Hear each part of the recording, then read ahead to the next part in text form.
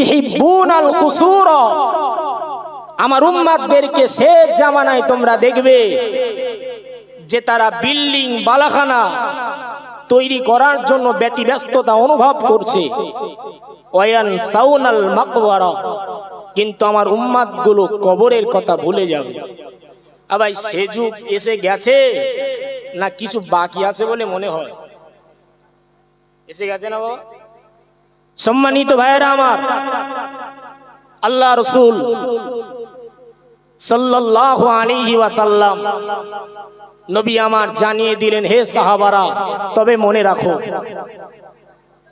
ইদা কানা মাগনামু দুআলান ওয়াল আমানাতু মাগনামান ওয়াজ যাকাতু মাগরামান। আল্লাহ রাসূল জানিয়ে গেছেন যে হে আমার সাহাবারা, হে আমার আশিক উম্মাত উম্মাতানিরা, তোমরা শেষ জামানায় দেখবে রাষ্ট্রীয় সম্পদ, দেশের সম্পদ, গরিবের হক ফাঁকি দিয়ে সেগুলোকে ব্যক্তিগত সম্পদ মনে করে নিজের কাজে ব্যবহার করবে। ভাই এরকম হাইব্রিড লোক আছে না নি?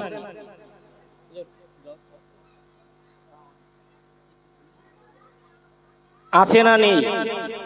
যে সিমেন্ট মাটির দরকার ছিল রাস্তায়, এই দেশের হক, রাষ্ট্রীয় সম্পদ, গরিবের সম্পদ, সেই সিমেন্ট মাটি উঠছে প্লাস্টারের কাজে, নিজের বাড়ির প্লাস্টারের কাজে।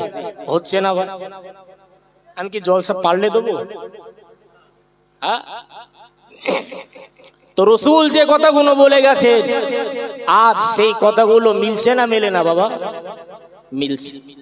আল্লাহ রসুল বলে গেছে গরিবের চোখে পানি তাদের অন্তরে কোনো তাসির, কোনো প্রভাব ফেলবে না। তাদের পরিবারের মুখে হাসি ফোটানোর জন্য দেশের সম্পদ, রাষ্ট্রীয় সম্পদ, গরিবের হক, এতিমের হক, নিরীহ মানুষের হক ফাঁকি দিতে তাদের অন্তর কাঁপবে না। আল্লাহ রসুল বলে গেছেন যখনই তোমরা দেখতে পাবে এই রূপ, আল্লাহ রসুল বলেন তখনই আল্লাহর পক্ষ হতে বালা মুসিবত চলে আসবে। তখনই আল্লাহর পক্ষ হতে বালা মুসিবত চলে আসবে।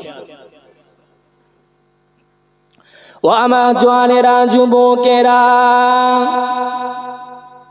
ও আমার নবী পাকের উম্মাত উম্মাতানিরা,